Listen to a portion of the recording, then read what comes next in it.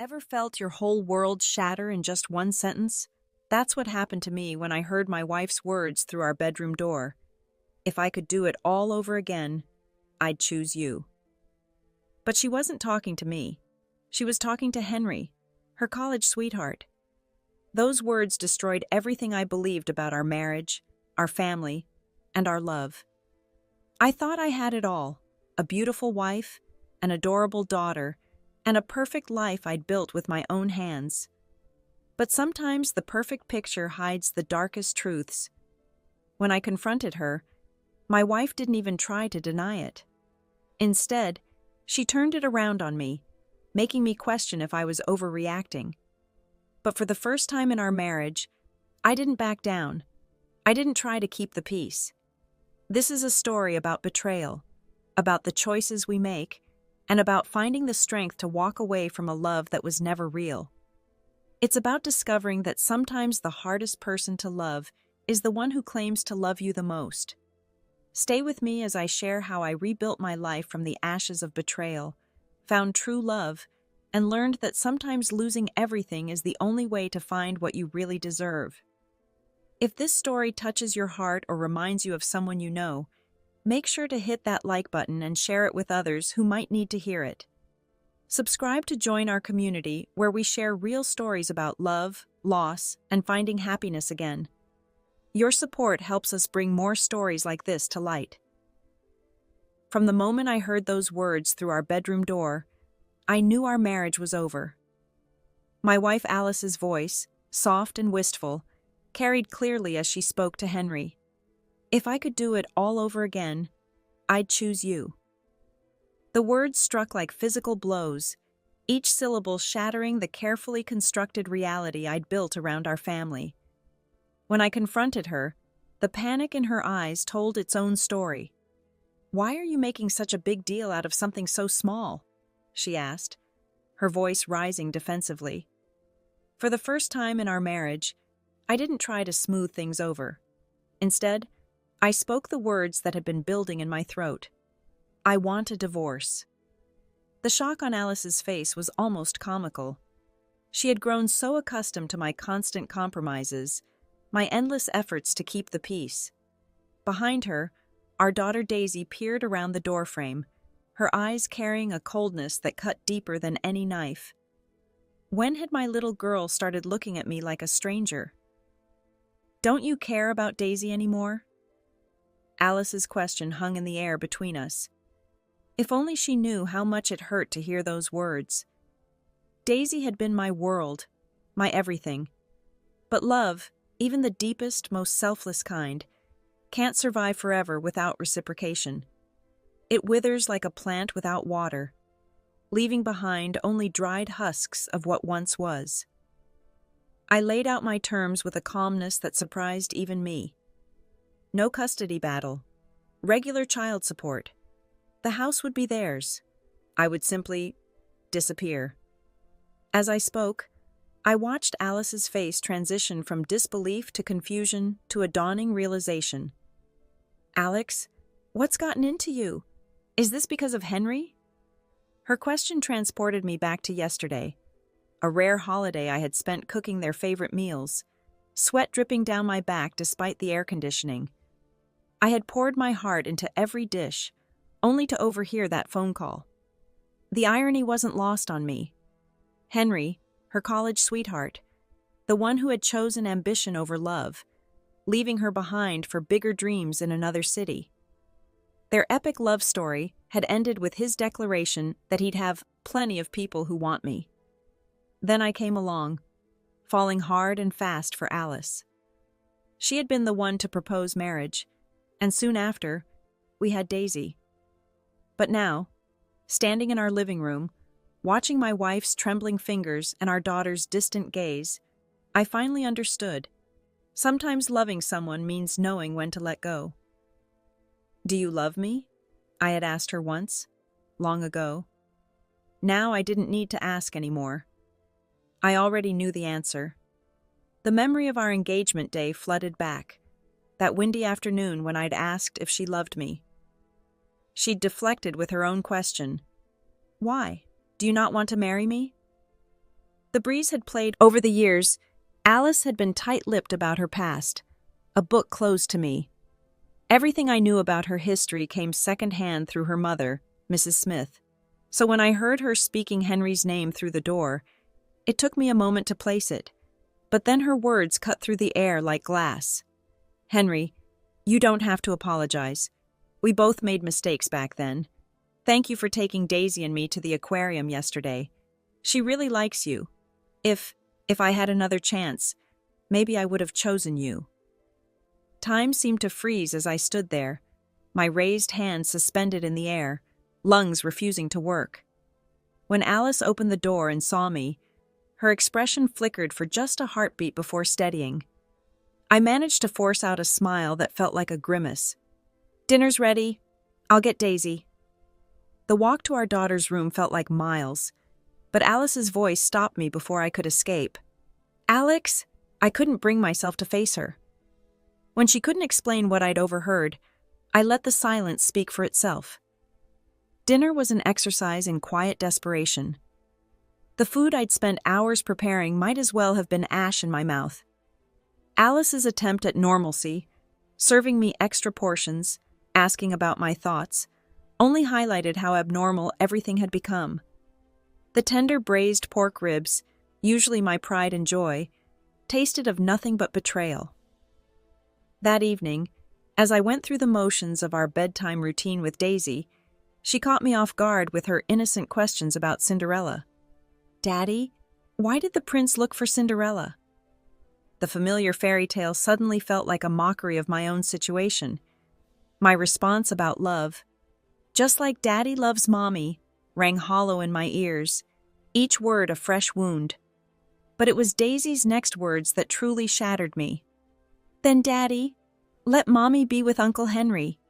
Her childish grin and whispered confession, "I just want Mommy to be happy," revealed a truth I hadn't been ready to face. Even our 6-year-old could see what I'd been trying to deny. The weight of that moment pressed down on me like a physical thing. Here was my daughter, our daughter, essentially giving me permission to let go. She'd somehow grasped what was happening with a clarity that both amazed and devastated me. In that instant, I realized that children often understand more than we give them credit for. They just process it differently, with an innocence that makes their insights all the more crushing. Daisy's innocent question, "Can I have a new dad?" hit me like a physical blow, shattering whatever composure I had left. Looking at Alice now, all I felt was an overwhelming urgency to end this charade we called marriage. I pushed the divorce papers across the table, my voice steady despite the storm inside. "I'm tired, Alice. Just sign them." To my surprise, she didn't hesitate. Her pen moved across the paper with quick, angry strokes. "Alex, remember, you were the one who asked for this," she spat, her eyes blazing with accusation. I could only respond with a detached, followed by a quiet plea for an amicable parting. The walk to the door with my hastily packed belongings felt like miles. Then came the moment that nearly broke my resolve. Daisy's small hand clutching mine, her voice pleading, "Daddy, don't go." For a heartbeat, I almost turned back. But then she added those words that confirmed everything. "Daddy, you made Mommy mad. Aren't you going to make it up to her?" I had to steel myself as I pulled away, telling her not to call me Daddy anymore. It's strange how disappointment can freeze your heart, turn your blood to ice. That night in a nondescript hotel room, I lay awake planning my escape. By morning, I had finalized the divorce and bought a one-way ticket out of San Francisco. All I had left was a suitcase and the crushing weight of my shattered dreams. The midnight flight carried me away from everything I'd known, everything I'd loved, into a future I never wanted but now couldn't avoid. A week into my new life, I found myself surprisingly functional. Through some professional connections, I'd secured a decent job and was managing to keep my head above water. That evening, sitting at my apartment's small bar with a glass of whiskey, the moonlight streaming through the window made everything seem surreal. The alcohol warmed my chest as my thoughts inevitably drifted back to Alice. The signs had always been there, I realized. People don't transform overnight. They reveal themselves slowly, in small moments we choose to ignore. Our wedding night, but then came her explosive reaction when I later tried to initiate intimacy. Is that all you ever think about? Alex, if that's the kind of man you are, I find it disgusting. Honestly, marrying you might have been a mistake. Her words had left me stunned and confused. To me, physical intimacy was a natural expression of love between husband and wife. How had my desire for my own wife become something shameful in her eyes? That was the first time Henry's ghost had truly haunted our marriage. When I'd carefully asked if she still loved him, her 2-second hesitation before deflecting spoke volumes. What does Henry have to do with this? Stop blaming your own issues on someone else. Looking back now, that conversation should have been my wake-up call. The moment I realized our marriage was built on shifting sand. One night changed everything. Alice stumbled into our bedroom, drunk and desperate, repeatedly asking if I loved her. The alcohol on her breath was heavy, her eyes unfocused and searching. When I finally answered with a tired, "I love you," she climbed onto my lap, lifting her skirt. For the first time in our marriage, she was the aggressor. But when Henry's name slipped from her lips in passion, everything became crystal clear. She begged me to say I loved her over and over, but it didn't matter. She wasn't seeing me at all. The next morning, she acted as if nothing had happened, her tone cold and indifferent as she asked, "Aren't you getting up? Don't you have work?" In my nervous haste to get ready, I fumbled with my tie, a simple task made difficult by trembling fingers. Alice rolled her eyes, taking it from my hands with practiced efficiency. "You can't even do something this simple," she muttered. But something about her being close, about her helping me, filled me with a desperate happiness. I pulled her into a kiss, hoping to recapture something of the previous night's passion. But instead of the blush I'd hoped for, she just patted my shoulder like one might pat a child. "Don't do that again." Weeks passed, and then came the nausea and vomiting. The hospital confirmed what I'd suspected. Alice was pregnant. I'd never experienced joy like that before. I immediately took time off work, bought every prenatal supplement I could find, and spent hours preparing special nourishing soups.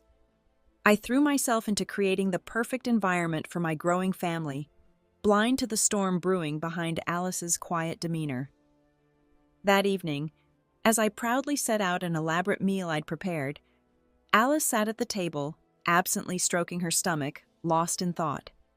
Her voice, when it came, was flat and emotionless. "I'm not keeping this baby."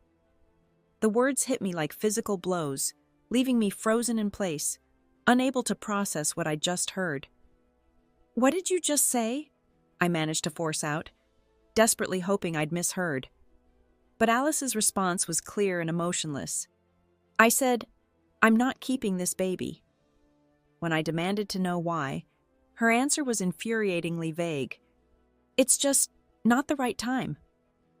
Those words sparked something in me, and all my frustration came pouring out. What did "not the right time" even mean? I offered solutions rapid fire: a live-in nanny, career accommodations, anything she needed. I would have accepted any reason: fear of pregnancy, fear of pain, anything real.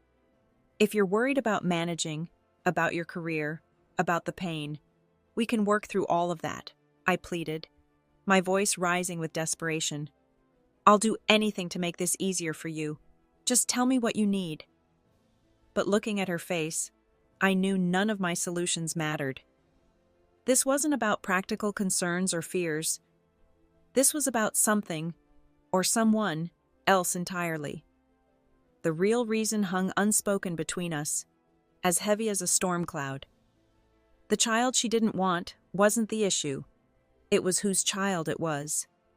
In that moment, I realized that no matter what I offered or how I tried to make things work, I would always be competing with the ghost of her first love. I slammed my palm against the table, the sharp crack echoing through our kitchen. What the hell does that even mean? Not the right time. Alice's silence was deafening. Turning away, I struggled to control my breathing, my voice dropping to a bitter whisper. Alice, do you always have to do this? Give me a piece of candy before slapping me in the face? Is playing with me like this fun for you? Months after our divorce, my phone lit up with her name. I stared at it, whiskey glass in hand, before answering. Her voice came through weak and trembling. Alex, my stomach hurts again. Can you pick up some painkillers on your way home? The familiarity of her request twisted something inside me. You forgot, I said flatly. We're divorced. When she called back seconds later, my irritation spilled over. Check the living room cabinet, and don't call me again. I'm blocking your number. We're divorced. Let's not drag this out. But then came the voice that could still reach past my defenses. Daddy, why don't you care about Mommy anymore? Daisy's small, trembling voice froze me in place. She continued, each word a knife to my heart. Mommy is sick. She didn't go to work today, and you're not here. I called Uncle Henry with Mommy's phone, hoping he could come take care of us, but Uncle Henry said he was busy. He's not coming. Her sniffles turned to sobs. Daddy, do you really not want Mommy and me anymore? Didn't you say we were the most important to you? If you're not here, what will we do? My heart ached, but bitterness won out. This was the same child who had asked for a new father, who had pushed me away when things were good. Now she called me only because her Uncle Henry had let her down. I forced my voice to remain steady. I have my own life now, Daisy. Remember what I told you when I left. I'm not your dad anymore. But Daddy, is there anything else? I cut her off sharply. The silence that followed felt endless before she whispered, No, nothing. Okay, Daisy. Then I'm hanging up. I ended the call and immediately blocked Alice's number, trying to ignore the image that filled my mind. Alice curled up in pain, Daisy awkwardly patting her back, trying to be the adult in a situation no child should face. But I had to stay strong. They'd made their choice long ago. Now they had to live with it, just as I was living with mine. Alice managed a weak smile for her daughter's benefit. Daisy, can you bring Mommy the medicine box? I need something for the pain. As Daisy scampered off eagerly to help, Alice collapsed against the headboard, eyes closed, his earlier words echoing in her mind. Time was like a cruel mirror now. Mommy, you forgot. Daddy's gone. The words hung in the dark room like a physical presence. Alice forced a smile. Oh yes, Mommy was confused in her sleep. Staring at the ceiling, she felt hollow, weightless, as if she'd become nothing more than an empty shell. Mommy made a mistake, she whispered. Just one more minute, and I'll get up and run your bath. Daisy studied her mother's face before leaning in to plant a gentle kiss on her forehead. Mommy, are you lonely? Don't be scared. Daisy is here. The words struck Alice like a discordant note. Lonely? She echoed, tasting the strangeness of it. Me? Why would I be? Daisy shrugged innocently. Maybe because Mommy misses Daddy? The suggestion drew a harsh laugh from Alice. That's impossible. Mommy doesn't miss Daddy. But when Daisy looked up with those searching eyes, Alice had to turn away. Mommy doesn't miss Daddy. Not now. Not ever. The next morning found Alice sleeping late, unusual for her. A sliver of sunlight snuck through the partially drawn curtains, illuminating the empty pillow beside her. Her fingers reached out, finding only cold fabric. She exhaled softly, whispering to the empty room, How could I miss him? I never even loved him. The silence that answered seemed to mock her lies. 6 months after my escape to Los Angeles, I'd found my rhythm. Life was peaceful, uncomplicated. Most importantly, quiet. Since blocking Alice's number, I'd heard nothing from her or Daisy. A month ago, I'd changed phones and numbers, officially closing that chapter of my life. 2 years slipped by, and during a company dinner in a neighboring city, I met Emily. Our relationship bloomed naturally, leading to dating, then living together, marriage, and finally, a son. Emily was Alice's opposite in every way that mattered: thoughtful, nurturing, attuned to my needs. "Even men need love and care," she'd say, making sure a cold beer awaited me after work, picking up my favorite snacks while shopping for our son, offering encouragement during my professional struggles. Emily embodied everything a wife and mother should be, making Alice's failings even more glaring in retrospect. Alice had never truly cared, never prepared meals with thought, never noted my preferences, never acknowledged my feelings. I remembered one night particularly well. Coming home starving at 9 p.m., despite specifically asking her to save dinner, only to find the barest of leftovers, a few oily vegetable leaves, watery broth without a trace of meat, and cold, stale rice. "What did you have for dinner?" I'd asked, disappointed. "We bought some ready-made dishes," she'd replied casually, as if my hunger meant nothing. That moment, like so many others, highlighted the stark difference between a woman who loved and one who merely tolerated. Her casual explanation cut deep. "Daisy and I finished them. I stir-fried some veggies and left you some. There's broth, too. I gave Daisy all the meat since she's growing. Why are you asking all of a sudden?" Words caught in my throat. It wasn't about the food or money. It was about care, about mattering. Even my daughter, whom I'd cherished from her first breath, seemed to see me as nothing more than a utility. "Eat faster, Dad," Daisy would urge impatiently over her half-finished plate. "I still have homework questions. If you take too long, you'll be tired tomorrow."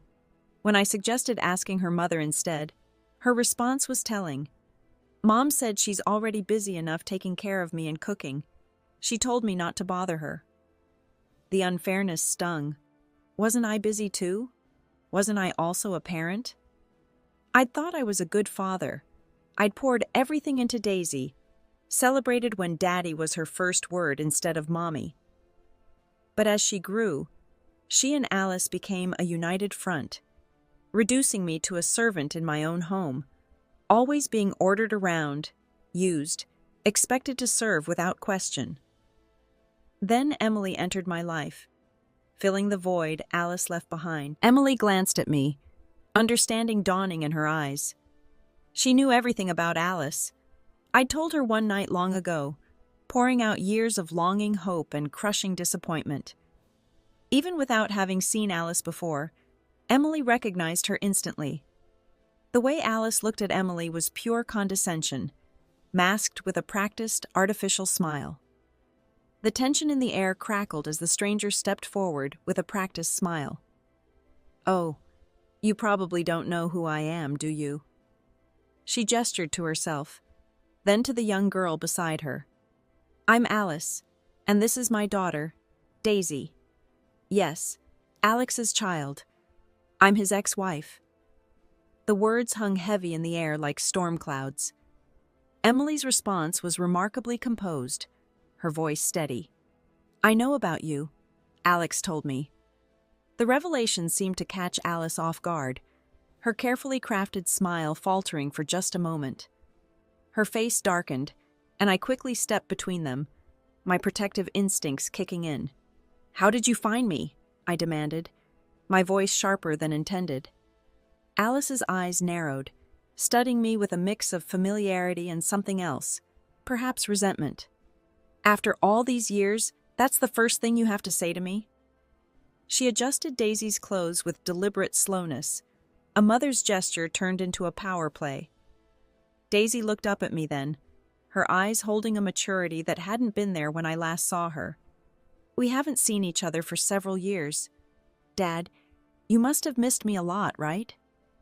The words were innocent enough, but there was an edge to them. She had grown to be her mother's daughter in every way, the same slight tilt of her eyes, the same graceful posture.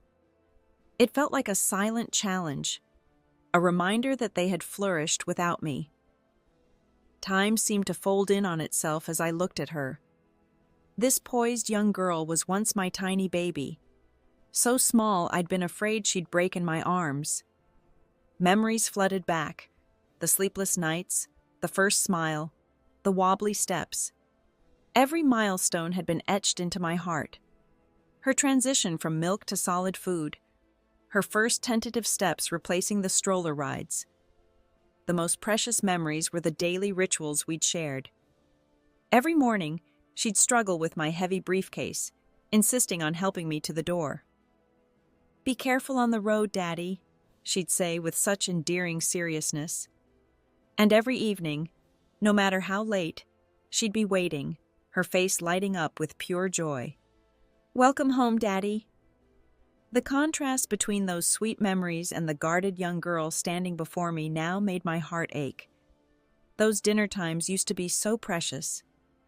Daisy would wave her tiny hands enthusiastically, her face glowing with admiration. "Daddy works so hard," she'd declare, her voice full of childhood determination. "When I grow up, I'm going to make lots of money and take care of Mommy and Daddy." But like sand slipping through fingers, everything changed. The transformation was gradual, almost imperceptible at first. The morning goodbyes faded away. The evening welcomes became silence. The little girl who once ran to my arms now seemed to drift further away with each passing day. I tried to convince myself it was normal, just a phase, just growing up. Children change, I told myself. Love grows quieter, but deeper. Then came that night. The clock had already struck 11 when I dragged myself home, my shoulders heavy with exhaustion. The sight that greeted me was unusual. Daisy still awake, sitting cross-legged on the floor with her favorite stuffed bear, while Alice sat nearby, her attention fixed on her phone until she heard me enter. "We couldn't sleep," Alice said quickly, locking her phone with a swift motion. "We were waiting for you." Those words should have warmed my heart, should have made everything better, and for a moment, they did. I smiled, crouching beside our daughter, hoping to capture one of those precious moments. Alice wrapped our daughter in her arms, her sigh of irritation filling the room. "She's just a kid talking nonsense. Why are you taking it so seriously? You're a grown man. Have some self-awareness." That was the match that lit the powder keg. Our first real argument exploded that night. I never denied Alice's dedication as a mother, her endless hours, her constant presence, her unwavering care. But my role as provider, the foundation keeping our family secure, deserved respect too. To have that dismissed, and worse, to have that dismissal taught to our daughter. "Why would you teach Daisy to say things like that?" I demanded, my voice thick with hurt and confusion. "Everyone contributes to this family. No one has it easier than the other." "What exactly are you trying to make her believe?" The words burst from me. "She's still a child. Why are you filling her head with this nonsense?" Alice's eyes turned to ice as she looked down at me, her voice dripping with contempt. "What are you yelling about? What did I say that was wrong? You're mad about work, so now you're taking it out on me and Daisy? If you don't want to be here, just say it. Stop beating around the bush." With a scoff that said everything words couldn't, she scooped up Daisy and stormed out, the guest bedroom door slamming behind them like a final punctuation mark. What followed was a cold war that seemed to stretch into eternity, and Daisy, our once innocent daughter, became an unwitting soldier in this silent battle. One evening at dinner, she looked at me with those big eyes that used to hold only love but now carried weapons. "Daddy, you should make up with Mommy. She's so upset she can't even eat." "If she's not hungry, then she doesn't have to eat," I said flatly, placing my chopsticks down with deliberate slowness. Daisy's lower lip trembled. "Daddy, you're so mean. I won't eat either." She pushed away from the table, running to her mother's side without a moment's hesitation. My heart turned to stone watching her go. This child I had once cherished above all else now showed me nothing but indifference. The irony would make anyone laugh, a father resenting his own daughter, but that's what it had come to. Daisy had become nothing more than a monthly expense, an obligation that would expire when she turned 18. Why pour love into an empty well? I had a new family now, a wife who loved me, a son who didn't play emotional games. "Daisy," I said, my voice level and controlled, "I have a new family now. You and your mom showing up like this, it's disruptive." Her response came with a childish pout that reminded me painfully of her mother. "That woman isn't as pretty as Mommy, and she's not as capable either. And didn't you say you loved me and Mommy the most?" I crouched down to meet her eyes, searching for any trace of the little girl who used to wait by the door for me. "But Daisy, you and Mommy didn't love me the most either, did you?" Her frown spoke volumes in its silence. "You need to be reasonable," I continued, trying to soften my voice. "You're older now, and you should understand. Your mom and I never had real love between us, but I love my wife now. I love my son. I know this might sound harsh, but you and your mom have been doing fine without me. Be good, okay? Go home with your mom." The fury in her young face caught me off guard. "I don't want to," she snapped, pushing me away with surprising force. "You're lying. You do love me and Mommy. You just won't admit it because you're afraid of losing to Uncle Henry, right?" My face darkened at the mention of Henry. Every time Daisy brought up his name, it felt like reopening an old wound. The memory of that night still haunted me, the night my daughter asked if she could change her dad. I'd spent those dark hours staring at the ceiling, my mind racing with disturbing realizations. First was the shocking discovery that Daisy knew Henry so intimately. This wasn't just some name she'd heard in passing. She spoke of him with familiarity, with affection.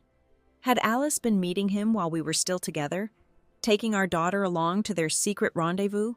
The thought that I'd been so blind, so trusting, made my stomach turn. But what cut deeper was Daisy's betrayal.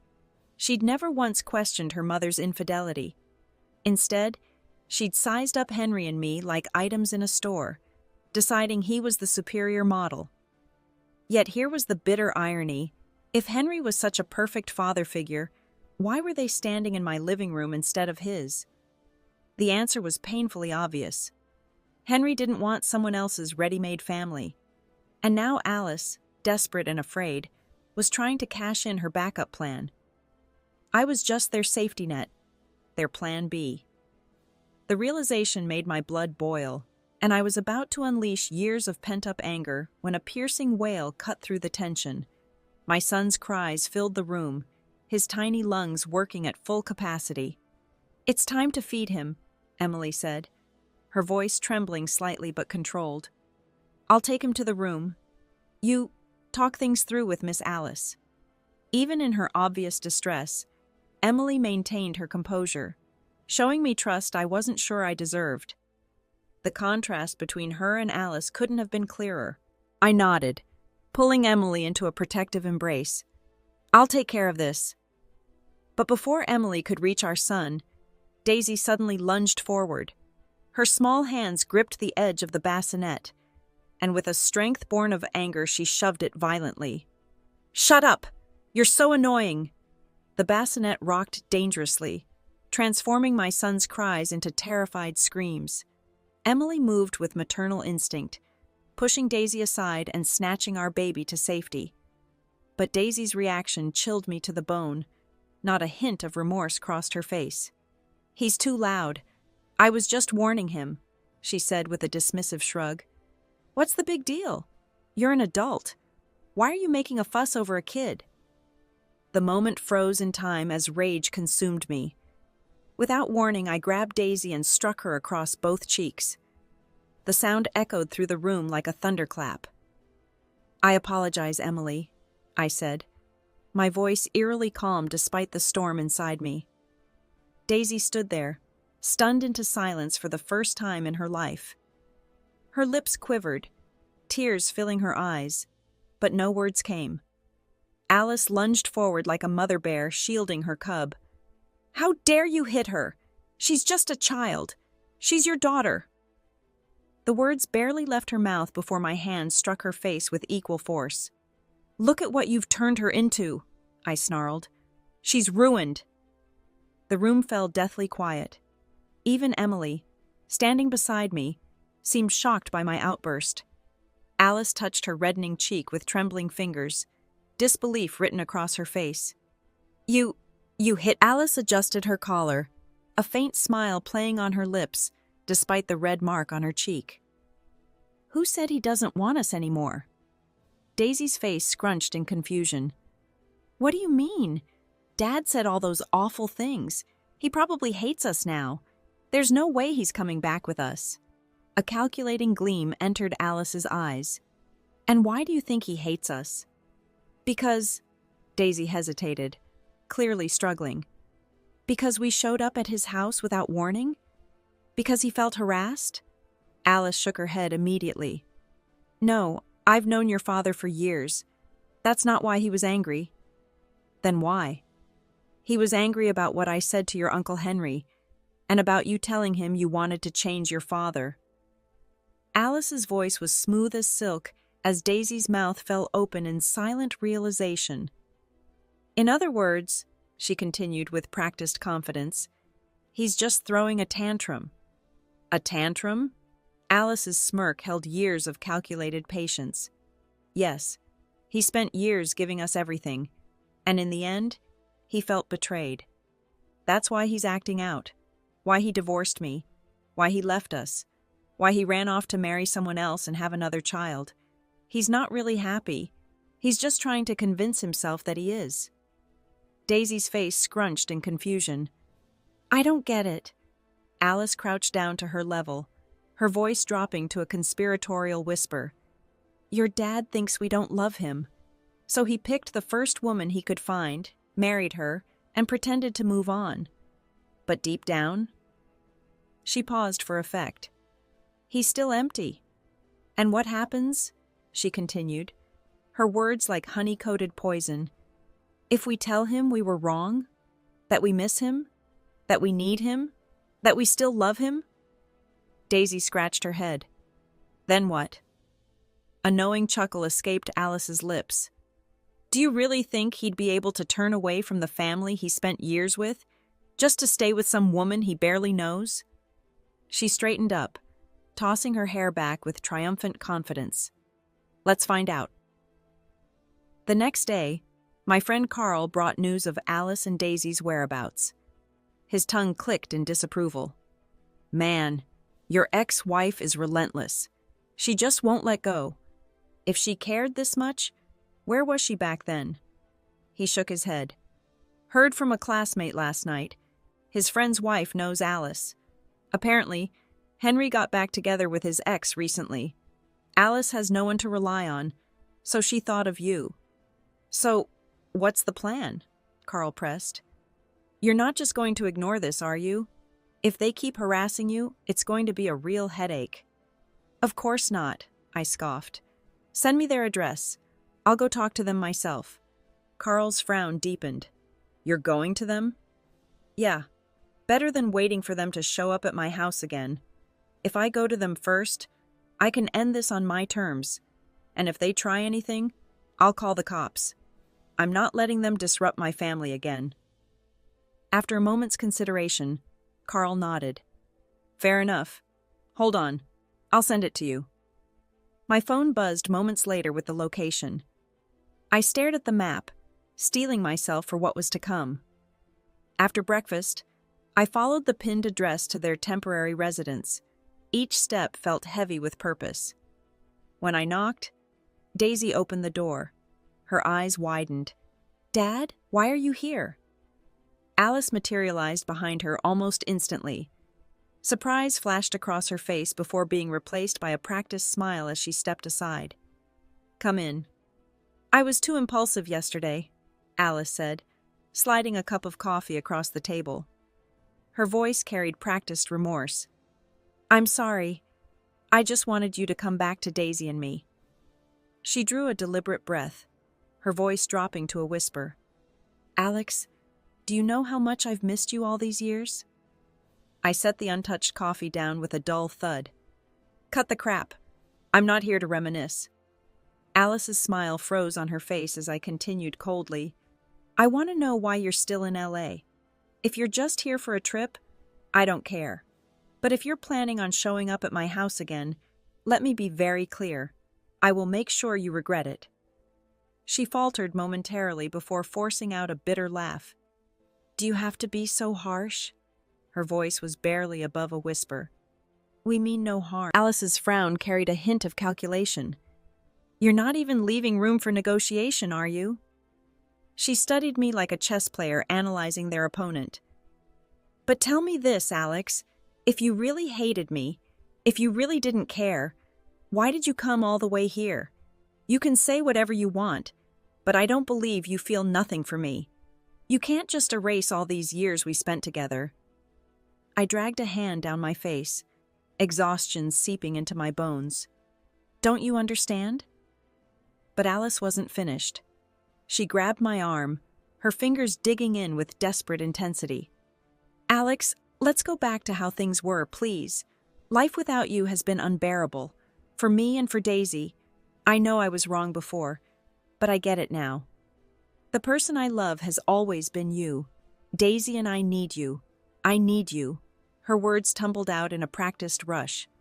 I've barely been able to sleep because every time I close my eyes, all I see is you. And after seeing you yesterday, I can't go back to living without you. Give me a chance, Alex. I'll do better. I'll be the wife you deserve. I'll make you happy. As she spoke, she gave Daisy a subtle nudge.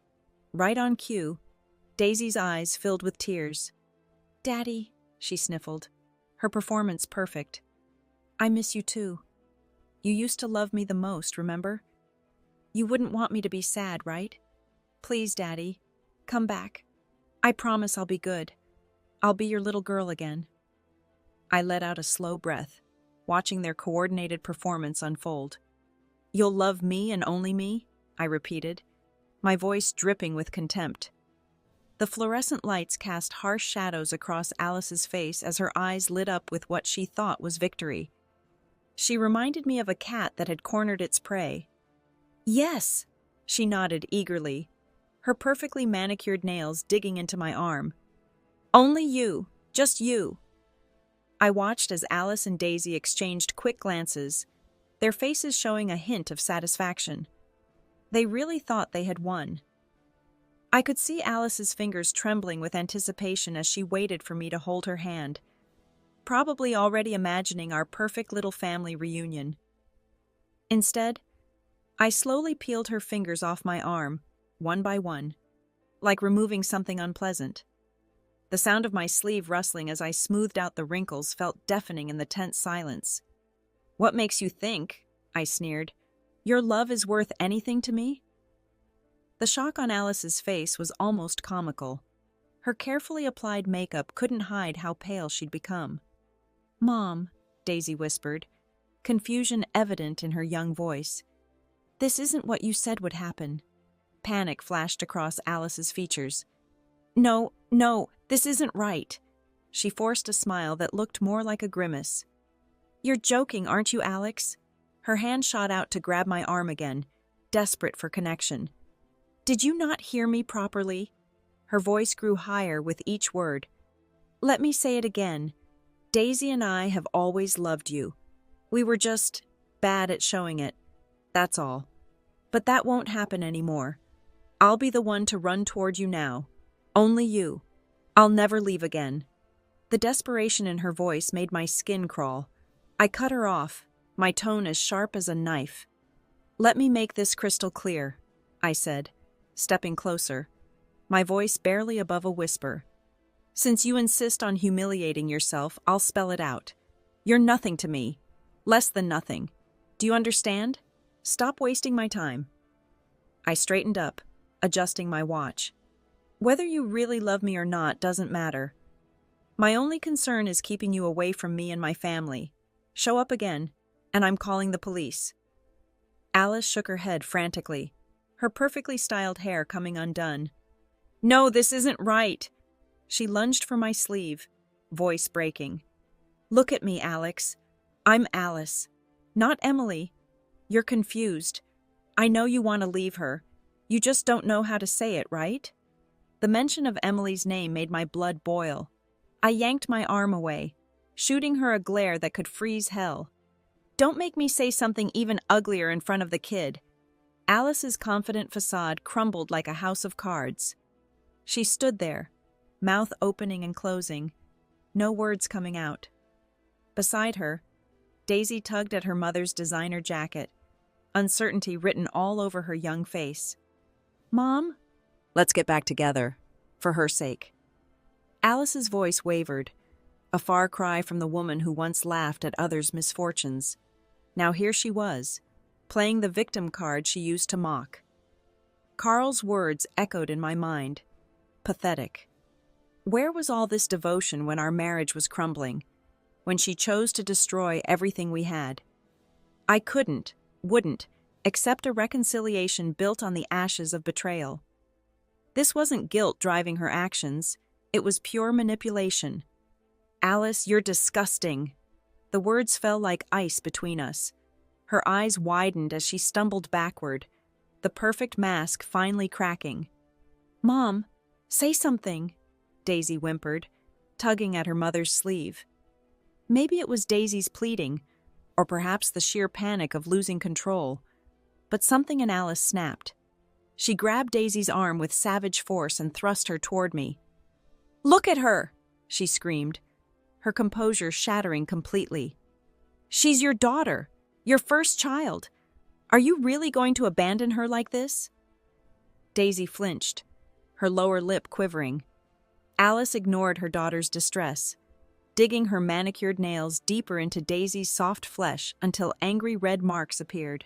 "Cry," she hissed, her voice unrecognizable. "Cry for your dad. Let him see how much you need him." "Mom, stop," Daisy whimpered, trying to twist away. "It hurts." But Alice only tightened her grip, twisting the skin harder until tears spilled down Daisy's cheeks. Something primal roared inside me. I lunged forward, ripping Daisy from Alice's grasp and sheltering her behind me. "What the hell is wrong with you?" My voice thundered through the room. Alice blinked rapidly, as if emerging from a trance. Her gaze fell on Daisy, who was trembling behind me, clutching her bruised arm, eyes wide with terror. The reality of what she'd done hit her like a physical blow. Alice crumpled to the floor, collapsing in on herself as gut-wrenching sobs tore through her body. Later, at a nearby convenience store, I bought Daisy an ice pop to help with the pain. She sniffled quietly as she peeled off the wrapper, but her eyes kept drifting back to where Alice sat broken on the ground. The ice pop remained untouched. "Mom," she whispered, her voice small and lost. I let out a heavy sigh and pulled out my phone. The 911 operator answered on the first ring. The police arrived quickly, their presence both reassuring and final. I gave them a detailed report of Alice's physical abuse toward Daisy and her pattern of harassment at my home. The officers assured us they would handle everything, promising both Daisy and I would receive the protection we needed. After filing my statement, I walked away, leaving behind the scattered pieces of what could have been. But I knew, whether it was Alice or Daisy, I had given my all. "You're back." Emily's warm smile greeted me as she helped me out of my coat. "I've been waiting for you." I pressed a gentle kiss to her forehead, breathing in the familiar scent of home. "Yes, I'm back." After that day, Alice vanished from our lives. I never heard where she went, but my world grew brighter in her absence. Just yesterday, my son called me Dad for the first time. I hugged Emily, joy bubbling up inside me like champagne. As we curled up together on the couch, I gazed at our family photo on the wall, feeling complete. "Emily, I love you." She cradled my face in her hands, her eyes full of warmth and certainty. "I love you too." she said solemnly. I will always love you. In the end, walking away from Alice and Daisy wasn't just about leaving a broken marriage. It was about choosing myself, choosing real love, and choosing happiness. That day when I reported Alice to the police wasn't just an ending, it was my new beginning. Now, with Emily and our son, I found what real love feels like. Just yesterday, my little boy called me Dad for the first time, and in that moment, I knew every painful step of my journey was worth it. Emily's love isn't about games or manipulation. It's pure, honest, and real. When she says, I love you, I don't have to question it or wonder if there's a hidden meaning. Sometimes the hardest choices lead us to our greatest happiness. I lost what I thought was my perfect family, but I gained something much more precious, a love that's true, a partner who cherishes me, and a chance to be the father and husband I always wanted to be. For anyone out there stuck in a relationship where you're always second choice, where your love is taken for granted, remember this: you deserve better. Real love doesn't hurt. Real love doesn't make you question your worth. And sometimes, letting go is the bravest thing you can do. Thank you for staying with me through this story. If it touched you or helped you see your own situation differently, please hit that like button and share it with someone who might need to hear it. Don't forget to subscribe for more real stories about finding strength, love, and happiness after heartbreak. Together, we're building a community where every story matters. Until next time, remember, your happiness matters, and it's never too late to choose yourself.